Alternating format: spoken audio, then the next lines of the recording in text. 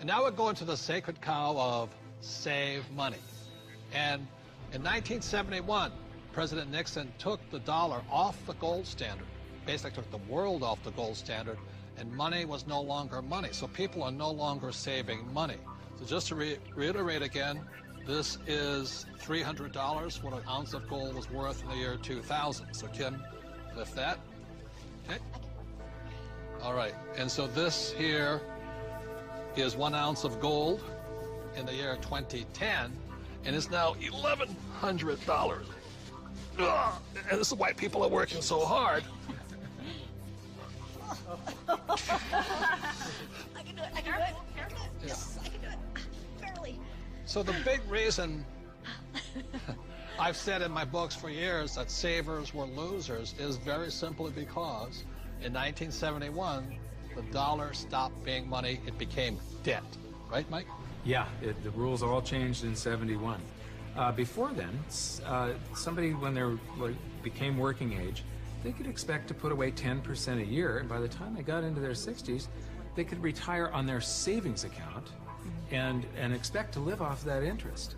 And in '71, everything changed, and they started creating currency on a massive scale. Worldwide. Ever since then, worldwide. And that is what causes inflation and the loss of purchasing power. So people thinking that they can retire, back in the 50s, if you got $100,000 or $50,000, you could retire on that. Yeah.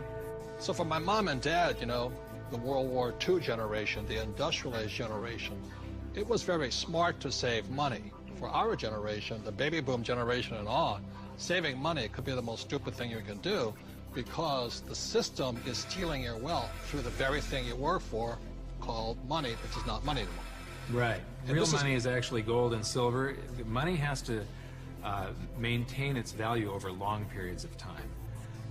Currency doesn't have to. And this is historically, has always been, for thousands of years, this has been money. 5,000 years this has been the predominant currency. It became money when somebody minted it into coins in Lydia in about 680 BC. And each unit had the same buying power as the next one. They became interchangeable. So let me ask you this. This printing of money out of just paper, this has been tried before, hasn't it? Many, many, many times, and there's always one result. You get far, far higher prices of everything, but especially real money. When they start creating a whole lot of currency, eventually gold and silver lie in wait. And then when the public senses this inflation of retail prices that is caused by inflation of the quantity of currency in circulation, they rush back toward gold and silver, and they have for 5,000 years. So name some governments that have attempted to print money. The Weimar Republic. I don't know Germany. what I just did with that $100 trillion bill. He's got a Zimbabwe. The Zimbabwe, yeah. Look at this one. This is the most recent, a $100 trillion note. This is the largest note ever printed, 100 trillion. And this was printed in 2000. Yeah, but when Zimbabwe was created as a country, when it went from Rhodesia to Zimbabwe, they were, the Zimbabwean dollar was on parity with the US dollar. $1 US was the same as a Zimbabwe dollar. This doesn't buy anything today. It doesn't buy a cup of coffee. Doesn't even buy a cup of coffee? No. In fact, they have ruined it by putting ink on it. You can't write you can't write a list, so it would have been more valuable at this point if it was blank. Right. See, the Greeks did the same thing when they started clipping coins. They just take the silver off of it. The Romans tried it, the English tried it, the Germans tried it, the Chinese tried it, and now the U.S. is trying it. Yep. And so that's why saving money is probably the biggest mistake you could make right now, because today money is no longer money. It's now debt. I can vouch for that because my leg is now numb.